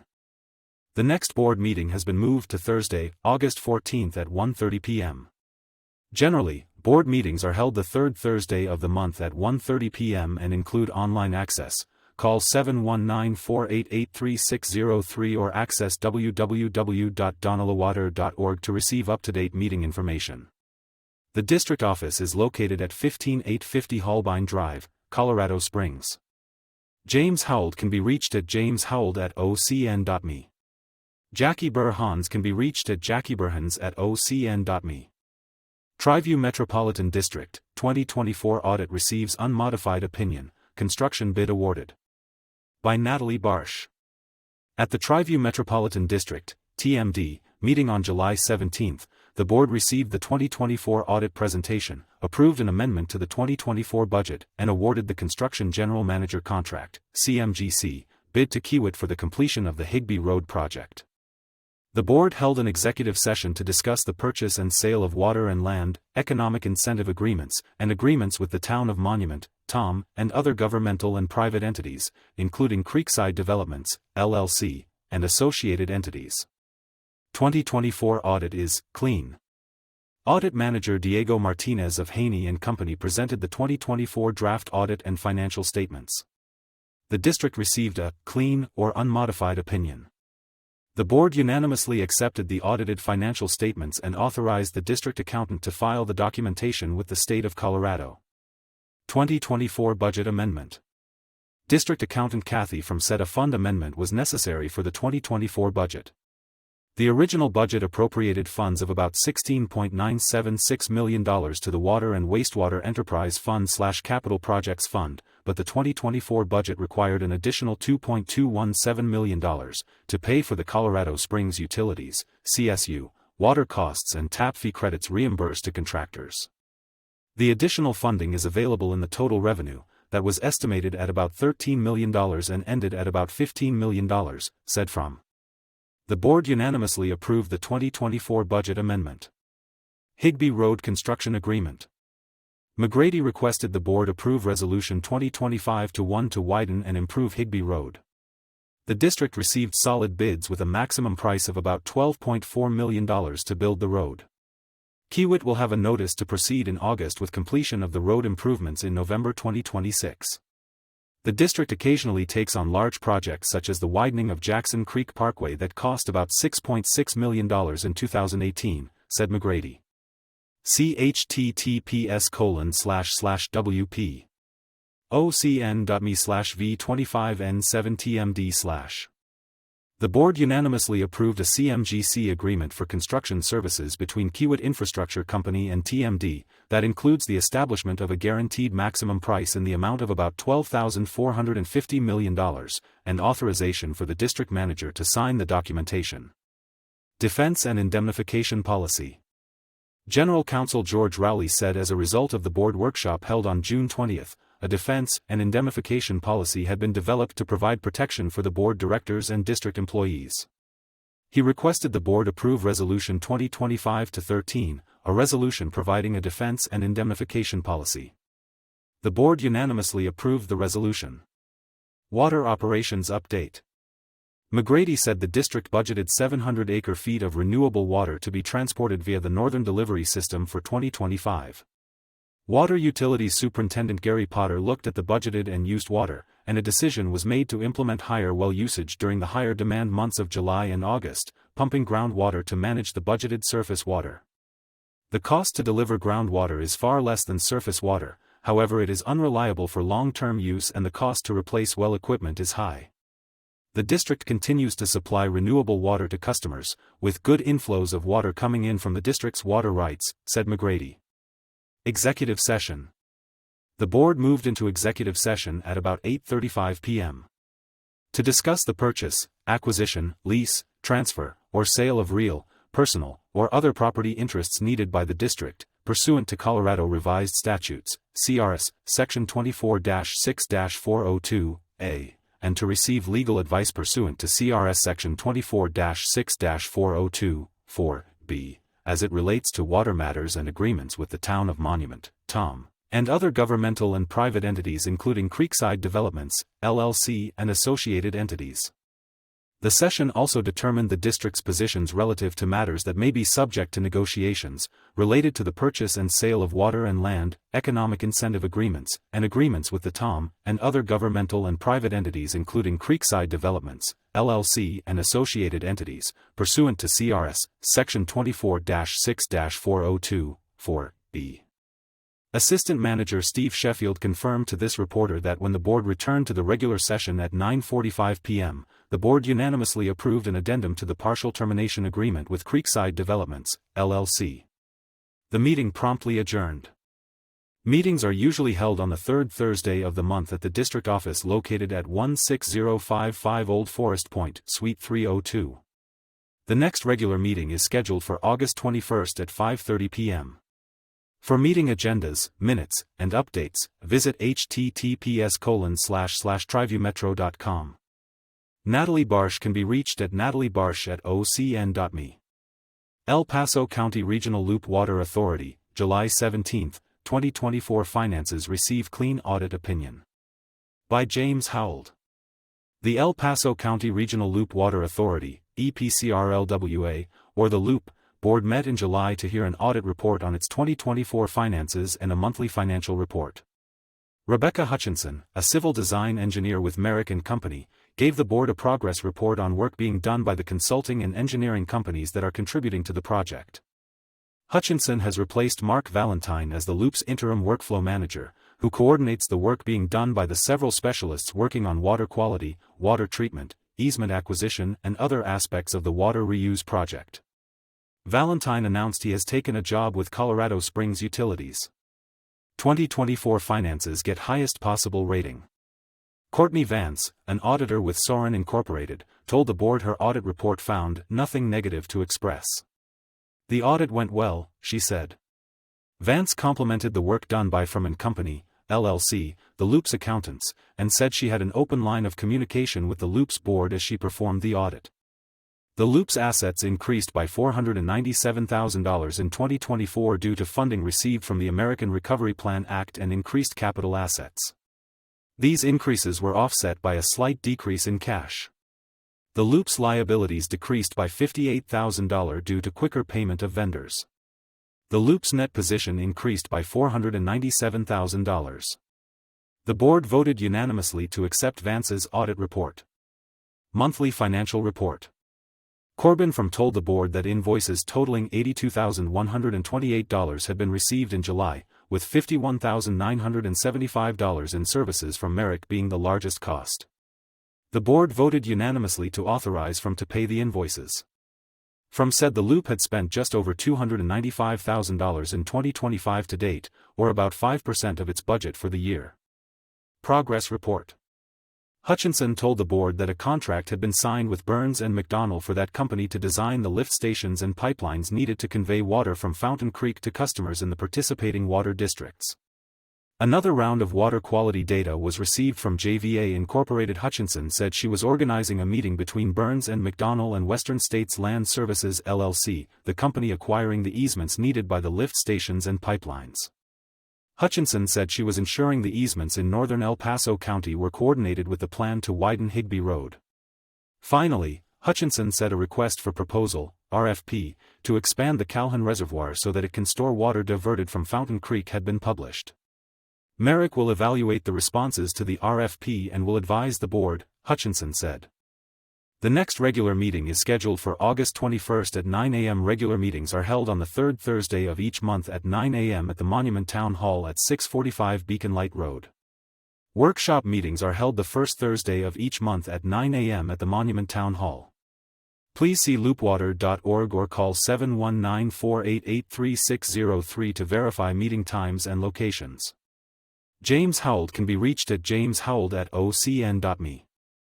Northern El Paso County Coalition of Community Associations, NEPCO, developer reduces home sites, HOA affected state laws. By Marlene Brown. The Northern El Paso County Coalition of Community Associations, NEPCO, held their meeting July 12 at the barn on Woodmoor Doctor led by the president of the board, Mike Aspenson. Aspenson reiterated the purpose of NEPCO and welcomed the board and the members. Members are homeowner associations and there are 49 current members in northern El Paso County, 22 members represented at the meeting. Aspen Sun stressed the point that the NEPCO board is looking for more volunteers and thanked Greg Neeram of Mountaintop Technology, who has helped NEPCO with their new website and email host server. See nepco.org. After the Treasurer's report, Harold Larson, member at large, gave an update to the proposed layout for development of the property on the southeast corner of I-25 and County Line Road. The developer has agreed to go from 480 to 340 home sites. The developer is awaiting final approval from El Paso County before starting construction. Guest speaker, David Furman, Altitude Community Law. David Furman explained the laws that have been in the state legislature and or signed by governor this year that have an impact on HOAs. SB 25-184, the continuation of the HOA Information and Resource Center in Division of Real Estate and serves as a resource for consumers to understand their basic rights and responsibilities under the Colorado Common Interest Ownership Act, CCIOA. The center provides information to homeowners regarding their basic rights and responsibilities, creates resource materials, and provides a website and education for the public. The center provides an annual report to the legislature. The center does not mediate or arbitrate on behalf of homeowners, board members, or community association managers. The center does not provide legal advice or investigate disputes between homeowners or associations. For more, go to dre.colorado.gov/HOA-center. HB 25-1182, Tools to Assess Risk for Purpose of Underwriting. Requires insurers to provide information and methods used to determine risk regarding mitigation activities. Also requires insurers to provide wildfire risk models for specific mitigation actions or community-level mitigation activities. HB 25-1205, Implementation of Fair Access to Insurance Requirements, FAIR, plans. The bill introduces clarifications and protections regarding the Fair Access to Insurance Requirements, FAIR, plan association, which is designed to provide access to basic property insurance in areas where coverage is otherwise difficult to obtain. FAIR is not an insurer, but an association that has member insurers. HB 25-1322, Provide copy of insurance policy, requirement that insurance carriers shall make available a certified copy of the policyholder's insurance policy within 30 days after written request by registered agent. For these and other HOA questions, contact David Furman at Furman@Altitude Law. NEPCO usually meets bi-monthly on the second Saturday of the month 10 a.m. to 12 p.m. at The Barn, 1691 Woodmoor Drive Monument, Colorado 80132. For more info on future NEPCO meetings and your HOA becoming a member, see www.nepco.org. Marlene Brown can be contacted at marlenebrown@ocn.me. Woodmoor Improvement Association, July 23, Board recognizes Eagle Scout project, clarifies parking near open spaces. By Jackie Burr-Hans. The Woodmoor Improvement Association, WA, Board met on July 23 to celebrate an Eagle Scout project and clarify rules about parking near common areas. The board also heard director reports. The WIA June meeting was cancelled due to a lack of quorum. Eagle Scout project. President Brian Bush introduced Eagle Scout Bren Boland during a recognition ceremony, praising volunteers as vital to the community. Steve Cutler, Director of Common Areas, presented Boland with a plaque honoring his work. Boland, a senior at Lewis Palmer High School, led 6 Boy Scouts in assembling and installing 3 benches in the preserve. The project fulfilled improvement requirements tied to WIA's acceptance of the land from WASC LLC. Boland raised funds for materials, including concrete and gravel, and provided food for his crew. He plans to attend Colorado State University after graduation. Cutler commended Boland's leadership and communication skills. Bush closed the presentation by thanking Boland and noting, "We need more leaders in the world." Parking near common areas. This reporter asked about signs stating vehicles must park in designated areas near WIA common areas. President Brian Bush clarified that WIA has not created formal designated parking areas, and only a few sites have WA-built parking. Bush said El Paso County recently passed an ordinance allowing parking on county roads, which includes all roads in Woodmoor. He noted WIA cannot restrict roadside parking but prefers residents use their driveways. To support this, WIA raised the allowable number of parked vehicles per household to 4. Common Areas Administrator Bob Pearsall said the signs use a standard template, regardless of whether improved parking exists. He added he would consider taping over the line referencing designated parking in areas without WIA-built parking. Highlights. Community Outreach. Director Brian DePaiva said the Northern El Paso County Coalition of Community Organizations, NEPCO, met on July 19 to discuss new regulations. Meeting materials are at www.nepco.org. Contact WIA for access information. Treasurer, Bush, speaking for Treasurer Pete Giusti, reported increased June expenses for maintenance and chipping days. Spending remains below the trend. Covenants, Director Jennifer Davis reported 53 cases, including 1 unfounded complaint, and 6 violations for May and June. A July hearing addressed 3 fireworks violations. Bush said any board members may report potential violations to Davis or Covenants Administrator Justin Gates. Public Safety, Gleason said Woodmoor Public Safety, WPS, received 24 fireworks-related calls, many from outside Woodmoor. WIA plans to raise the issue at NEPCO and encourage surrounding associations to adopt similar rules. HOA, Administrator Denise Caliero said 114 properties have liens and noted that the county has increased lien filing fees to $43, which will be added to outstanding dues. Caliero is working with WIA's accountant on the 2024 audit. She also noted that the newly installed windows have reduced noise. Architectural Control, Director Ed Miller reported 68 project submissions in May, including 41 approved administratively and 12 by the Architectural Control Committee. Year-to-date submissions dropped 23% to 1888, with a 97.7% approval rate. In June, 14 projects were approved administratively, bringing the year-to-date total to 249 projects, down 19.2% with a 98.5% approval rate. Forestry, Gates said that WIA completed 25 forestry and firewise visits. He will submit a mitigation reimbursement packet to the state soon. The focus remains on removing ladder fuels within 30 feet of homes. The final chipping day for 2025 was held July 26 to 27. Common Areas, Cutler summarized that windows installation, completion of the Eagle Scout project, and common area mowing and noxious weed mitigation. A new parking area will be added at North Park Common Area. Bush said board members had volunteered to paint the WPS garage, install fans, and add a new bathroom, saving WIA substantial money. He encouraged residents to mow tall grass to reduce fire risk. The WIA Board of Directors usually meets at 7 p.m. on the 4th Wednesday of each month in the barn at 1691 Woodmoor Drive, Monument. The next meeting will be on August 27. See www.woodmoor.org to confirm meeting details. Jackie Burhans can be reached at jackieburhans@ocn.me. Between the Covers at Covered Treasures Bookstore, settle in for some romance. By the staff at Covered Treasures. The very essence of romance is uncertainty, Oscar Wilde.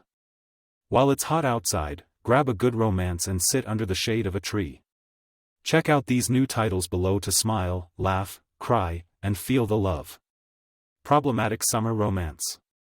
By Ollie Hazelwood, Berkeley Books, $20. Maya Kilgore is 23 and still in the process of figuring out her life. Connor Harkness is 38, and Maya cannot stop thinking about him. She and Connor unexpectedly end up stuck together in a romantic Sicilian villa for over a week at her brother's destination wedding. When things begin to erupt out of control, she decides that a summer fling might be just what she needs, even if it's a problematic one. One Golden Summer. By Carly Fortune, Berkeley Books, $19. Charlie Florek was 19 when Alice took his photo from afar. Reunited years later, the sun-slanted days and warm nights out on the lake with Charlie are a balm for Alice's soul. But when she looks up and sees his piercing green gaze directly on her, she begins to worry for her heart. As a photographer, Alice sees people, but she's never met someone who looks and sees her right back. Say You'll Remember Me. By Abby Jimenez, Forever, $28. There might be no such thing as a perfect guy, but Xavier Rush comes disastrously close. After one incredible and seemingly endless date, Samantha is forced to admit the truth, that her family is in crisis and any kind of relationship would be impossible for her. Samantha begs Xavier to forget her, to remember their night together as a perfect moment, as crushing as that may be. Only no amount of distance or time is nearly enough to forget there is something between them. Done and Dusted, a Rebel Blue Ranch novel. By Lila Sage, Dial Press, $30. Clementine Ryder has accomplished everything on her to-do list. She left her small hometown of Meadowlark, Wyoming, went to college, and made a career for herself doing her favorite thing, riding horses. But after an accident makes it impossible for her to get back into the saddle, she has no choice but to return to the hometown she always wanted to escape. Luke Brooks is Meadowlark's most notorious bad boy, bar owner, and bachelor. It's been years since he's seen her, but when she walks into his bar and back into his life, he can't take his eyes off her. Sounds Like Love. By Ashley Poston, Penguin Publishing Group, $19. Joni Lark is one of the most coveted songwriters in LA, but she can't seem to write. There's an emptiness inside her, and nothing seems to fill it. She returns to her hometown, but when she gets there, nothing is how she left it. How can she think about writing her next song when everything is changing without her? Until she hears it. A melody in her head, lyricless and half-formed, and an alluring and addictive voice to go with it, belonging, apparently, to a wry musician with hang-ups of his own. Out of the Woods. By Hannah Bonham Young, Dell, $15. High school sweethearts Sarah and Caleb Linwood have always been a sure thing. For the past 17 years, they have had each other's backs through all of life's ups and downs. Then a challenging event happens and causes a rift that unearths a decade of grievances and doubts. In a desperate attempt to fix what they fear is breaking, Sarah and Caleb make the spontaneous decision to get out of their comfort zones and join a grueling hiking trip intended to guide couples through rough patches. What follows is a life-affirming comedy of errors as two nature-averse people fight their way out of the woods in order to find their way back to their roots. The Summer I Turned Pretty. By Jenny Hahn, Simon & Schuster Books for Young Readers, $20. Belly has spent her summers at the beach house with Conrad and Jeremiah, who had never noticed her noticing them. Every summer Belly hoped it would be different. This time, it is. The summer that Belly turns pretty is the summer that changes everything, for better and for worse. Until next month, happy reading. The staff at Covered Treasures can be reached at books@ocn.me. August library events, book clubs, Dungeons and Dragons, Palmer Lake Big Band Concert. By Harriet Halbig. The Monument Library features two book clubs sponsored by the Tri-Lakes Friends of PPLD. The First Friday Friends of PPLD Book Club will meet from 10:30 until noon on Friday, August 1st to discuss Bad Blood, Secrets and Lies by John Carreiro. The Third Friday Friends of PPLD Book Club will meet from 10:30 to 12:30 on August 15th to discuss The Frozen River by Ariel Lawhan. All are welcome to attend these book clubs, and no registration is required. The Teen Dungeons and Dragons group will meet from 4 to 5:45 on Saturday, August 16th. New players and veterans alike are welcome to participate. Ages 13 to 18 are welcome. Registration is required as space is limited. The Tween Dungeons and Dragons group will meet from 4 to 5:30 on Saturday, September 5th. All those ages 9 to 12 are welcome to attend and no experience is necessary. Registration is required. Go to ppld.org, Events and Happenings by location, open the calendar and click on the event to register. For adults, the Socrates Cafe discussion group meets from 1 to 3 on Tuesdays. This group discusses many subjects including philosophy, religion, politics and other common threads among humanity. Adults ages 18 and up are invited to make batik shopping totes from 2 to 3:30 on Thursday, August 7th. Using wax and fabric dyes, create a batik-style shopping tote for everyday use. Registration is required and all materials are provided. 2 Storytime events occur every week in Monument. Storytime for ages 3 to 7 with parent or caregiver is on Tuesdays from 10:30 to 11. Toddle Time is on Wednesdays from 9:30 to 10 and 10:30 to 11 for toddlers ages 1 to 2 and their parent or caregiver. At the Palmer Lake Library Storytime is on Fridays, August 8th and 22nd from 10:30 to 11. Enjoy the Palmer Lake Library Village Green Concert Series on Friday, August 29 from 6 to 7 p.m. featuring Peak Big Band. The Village Green is located behind the Palmer Lake Library. Please note that all Pikes Peak Library District facilities will be closed on Monday, September 1 in observance of Labor Day. Harriet Halbig may be reached at harriethalbig@ocn.me. Palmer Lake Historical Society, July 19, The Power of Print. By Marlene Brown. On July 19, the Palmer Lake Historical Society, PLHS, presented Power of Print, in Chautauqua style, with hands-on demonstrations of graphic arts from the past at the Palmer Lake Town Hall. Demonstrations included letterpress printing by the Letterpress Depot. Everyone, including children, were able to print their own artwork. The Letterpress Depot is a 501c3 museum in Englewood. They are a living museum of printing, typography, design, poetry and art. For more information go to www.letterpressdepot.com.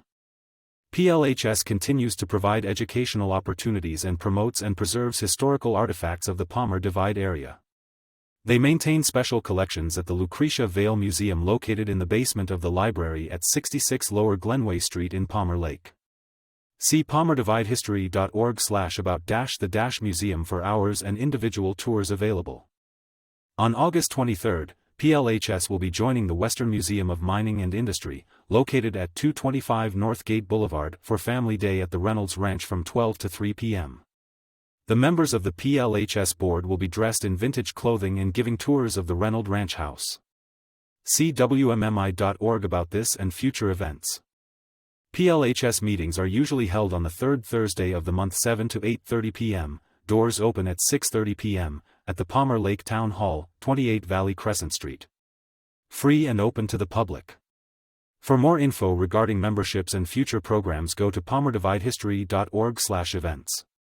Marlene Brown can be reached at marlenebrown@ocn.me.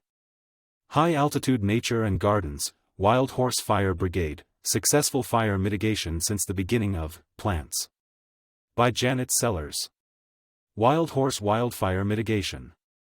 We may think that wildfires are an unavoidable phenomenon, but extensively published scientific studies show that the loss of large herbivores results in abnormally excessive grass and brush wildfire fuels.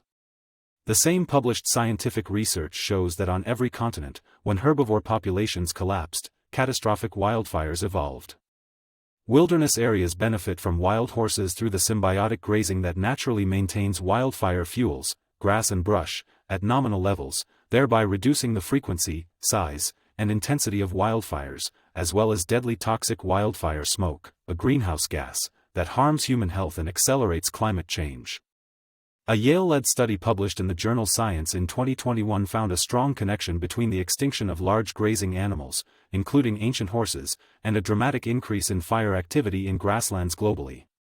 Wild horses actually originated in North America and lived here for 50 million years.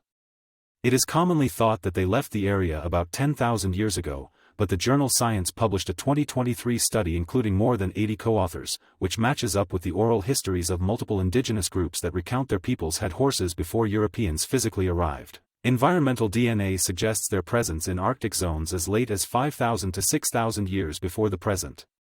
The Wild Horse Fire Brigade, www.wildhorsefirebrigade.org, is the name of a nonprofit and also that of a nature-based solution for the plight of American wild horses. On their website, they explain that, in essence, the plan is very simple: rewild and relocate wild horses away from areas of conflict and confinement and place them into wilderness areas where they benefit flora and fauna as they reduce and maintain grass and brush wildfire fuels. America contains hundreds of millions of acres of wilderness, public and privately owned, where wild horses can live wild and free, beyond conflicts with livestock and other public land uses. Wild Horse Fire Brigade has shown that it helps save Native American wild horse species. They relate that they do this by rewilding them from government holding facilities, and/or relocating them away from areas of contention with livestock production and humanely placing them as family units into carefully selected designated wilderness areas that are economically and ecologically appropriate. There are approximately 353 million acres of privately owned forest lands at risk of catastrophic wildfire. There are also 110 million acres of publicly owned designated wilderness areas in America, primarily in the western United States. Most of these wilderness areas have abundant forage and water resources but are manifestly unsuited for livestock grazing due to existing laws, existing populations of apex predators, and excessive logistics and transport costs due to the difficult terrain and remoteness of such locations. In such wilderness areas, wild horses that are restored back into their evolutionary roles as keystone herbivores naturally protect forests, wildlife, watersheds, and wilderness ecosystems. Fall gardening tips. August is the time to get ready for fall crops and flowers. Some only take 45 to 60 days from seed to the September and October harvest: greens, radishes, beans, and more. It's also time to divide irises and other perennials to ensure healthy root growth for next year's blooms. Janet Sellers is an avid, lazy gardener, letting Mother Nature lead the way for earthwise gardens. Send your tips to Janet Sellers at ocn.me. Art Matters, We Can't Unchop a Tree. By Janet Sellers. Art is not passive documentation, it is a form of creative action. We can use art as a tool for ecological storytelling to foster not only beauty and upliftment, but also awareness and our future well-being. Maya Lin, designer of the Vietnam Veterans Memorial, powerfully explores this through her project What is Missing, which awakens ecological awareness where we feel it most, our own cities and towns. She demonstrates, for example, how quickly beloved green spaces could be destroyed: Central Park, New York, in 9 minutes, Hyde Park, London, in 4 minutes, Ueno Park, Tokyo, in 2. Her work asks a vital question: how quickly would we act to stop deforestation if it happened where we live? Every minute, 90 acres of rainforest are destroyed. Lin's multimedia and mixed media installations mourn this ecological loss while documenting vanishing species and habitats. Her work doesn't simply inform, it compels. It helps viewers confront ecological grief, spurs personal responsibility, and brings visibility to losses they may never have seen before. With art as a bridge, people gain awareness, and with awareness, they gain agency. Through dramatic visuals and fact-based storytelling, Lin's project builds emotional connection. As she explains, What is Missing is my 5th and last memorial. It focuses attention on species and places that have gone extinct or will most likely disappear within our lifetime if we do not act to protect them. The project exists formally as both permanent sculptures and temporary media exhibits, but it also exists virtually, as a website, whatismissing.net, which acts as a nexus for the entire project. Ecological art also invites participatory engagement. Mel Chin's Revival Field, 1991, used plants to extract heavy metals from contaminated soil, combining art and science in a living laboratory. This form of art as remediation transforms passive observation into a call to action, offering imaginative solutions rooted in ecological processes. Contemporary eco-artists often draw from indigenous knowledge systems that understand the earth as animate and interconnected. As Robin Wall Kimmerer writes, to be native to a place we must learn to speak its language, Braiding Sweetgrass, 2013. Artists working in this tradition become translators, revealing hidden ecological relationships and restoring cultural memory. Ecological art is not a retreat into aestheticism but a frontline practice of resilience. It awakens ethical consciousness, mobilizes communities, and asserts the rights of future generations and non-human kin.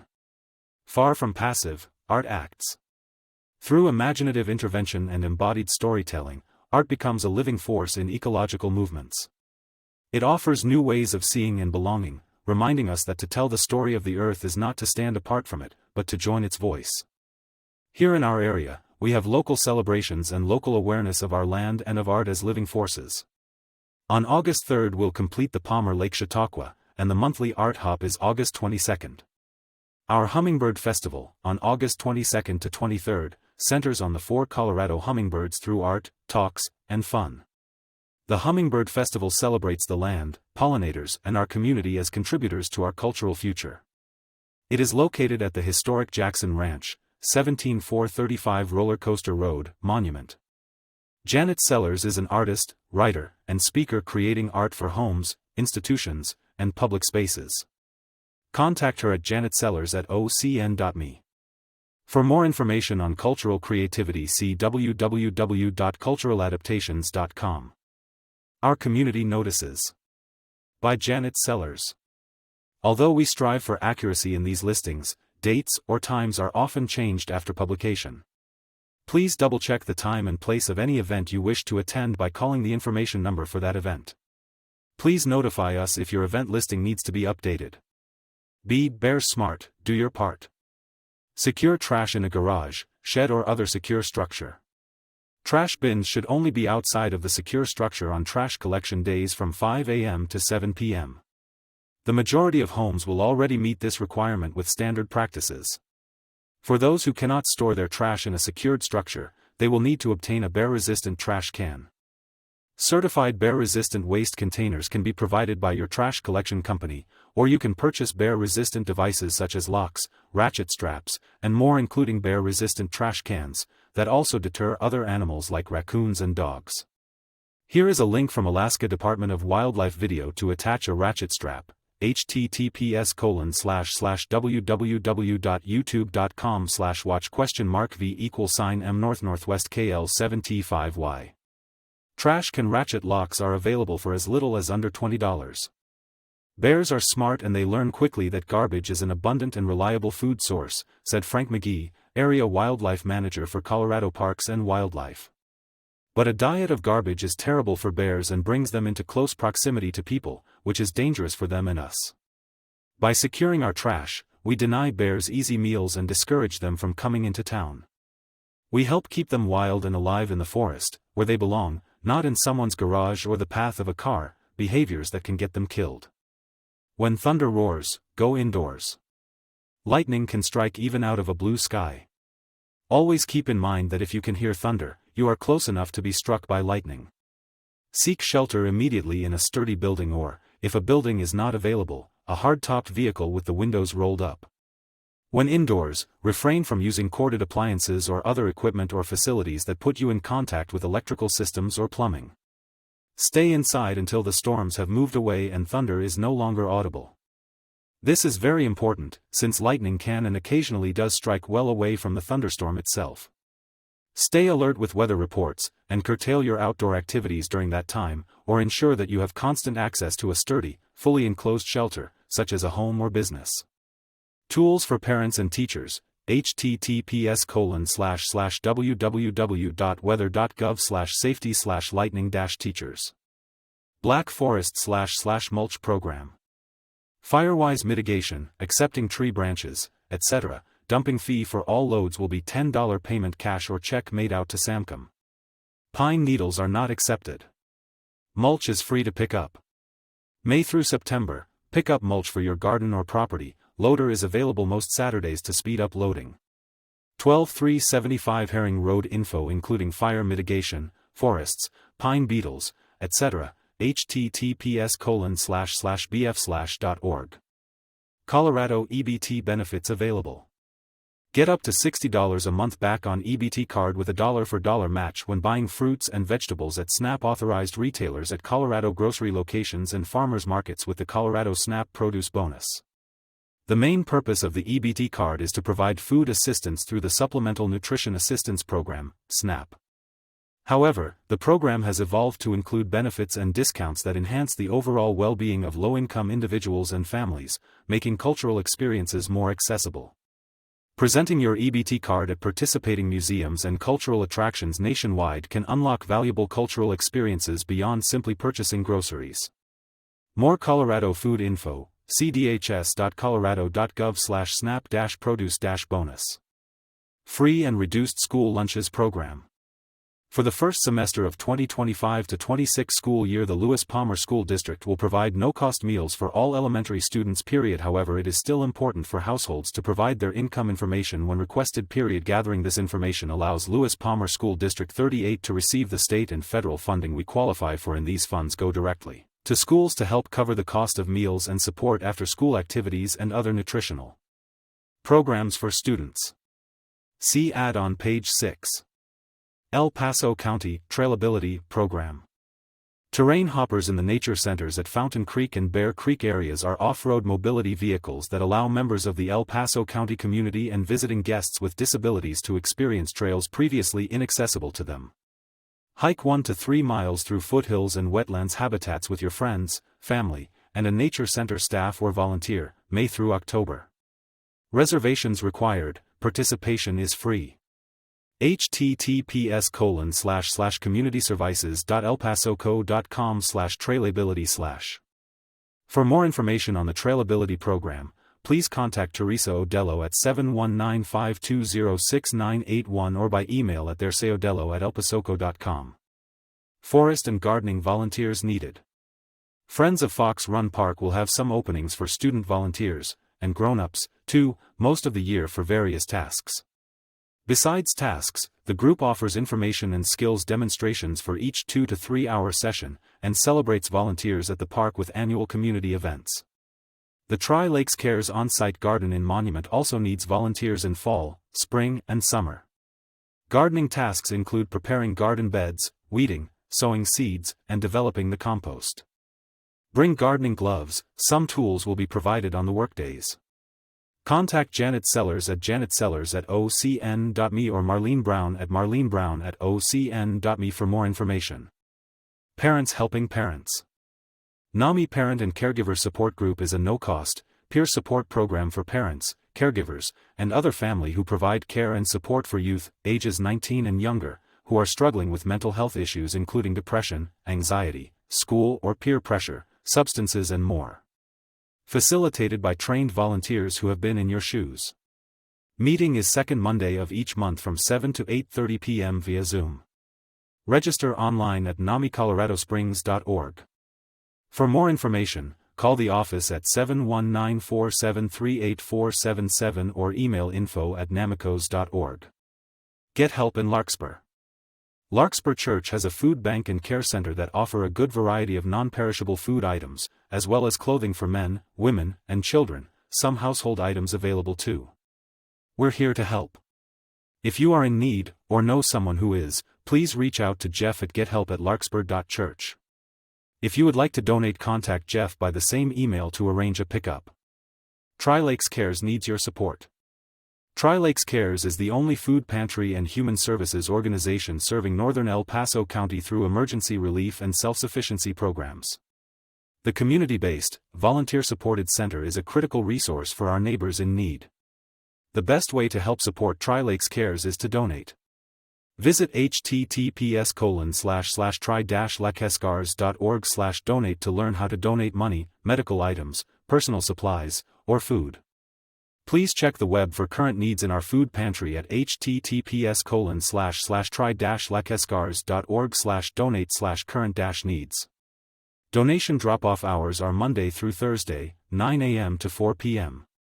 For more information about Tri-Lakes Cares or how you can help, contact Tri-Lakes Cares at 719-481-4864 or info@tri-lakescares.org.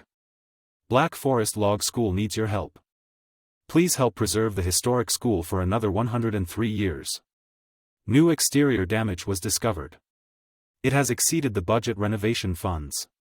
Friends of the Black Forest Log School, a 501c3 corporation, appreciates your donation. Please send a check or bring cash to Black Forest Community Foundation, 6770 Shoup Road, Black Forest, Colorado 90808. www.beeflogschool.com. Community volunteers. Many students need volunteer hours for scouting, civics classes, clubs, or would just like to volunteer for the good of it. Friends of Fox Run Park will have some openings for student volunteers, and grown-ups, too, most of the year for various tasks.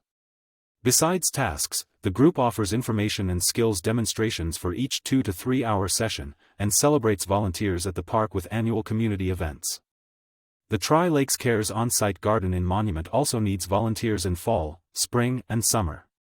Gardening tasks include preparing garden beds, weeding, sowing seeds, and developing the compost. Bring gardening gloves, some tools will be provided on the workdays. Contact Janet Sellers at janetsellers@ocn.me or Marlene Brown at marlenebrown@ocn.me for more information.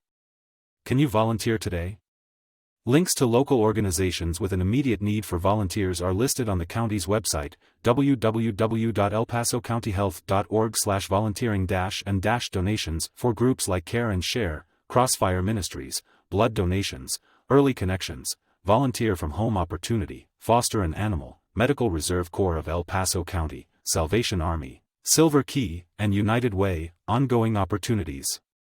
The Colorado State University Extension Office in El Paso County has several opportunities for individuals interested in volunteering.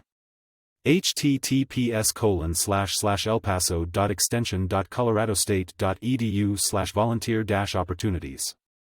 El Paso County volunteer-based and nonprofit organizations rely on the hard work of individuals like you. Find out how you can play a part by becoming a volunteer in El Paso County. Get involved in El Paso County volunteering nonprofits and organizations. https://www.americantowns.com/el-paso-county-co/volunteer-organizations/. The El Paso County Sheriff's Office Volunteer Program is composed of a collective citizens group with a true and common desire to partner with the El Paso County Sheriff's Office by volunteering their services while learning more about the internal workings of the law enforcement community. https://www.epcsheriffsoffice.com/volunteer-program-0. The El Paso County Volunteer Program is a wonderful opportunity for citizens to learn about the various functions of county government as well as give back to the community. The county's numerous boards and commissions need your experience, talents, and time. https://bocc.elpasoco.com/volunteer. Thank you for joining us for the audio versions of the articles and columns from this issue of OCN. To dive into the full articles and columns or explore more content, visit ocn.me. Don't miss out, sign up for our community newsletter to stay updated with every new post.